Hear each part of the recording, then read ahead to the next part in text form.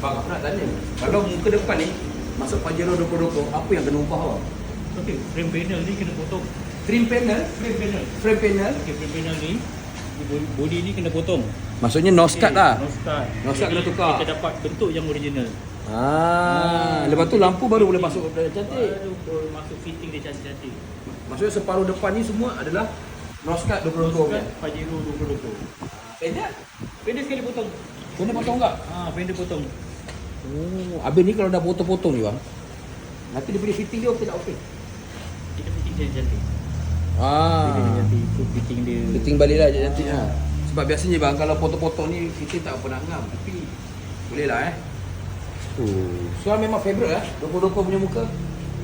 Kau 2020, Pajero 2020 ni mungkin terbaru. Oh ni paling latest lah ni. Jadinya kalau korang nak tengok macam mana keadaan kereta Triton facelift 2020, kau kena datang ke ni. Ini tempat ni. Truck Fighter. Stadium Shah Alam Kapak 25 Mei. Jadi dekat sana 8 pagi dah start dah.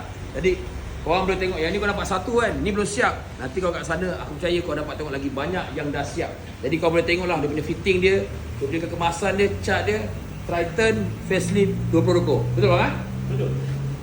Dekat sana Shah Alam. Jumpa kau.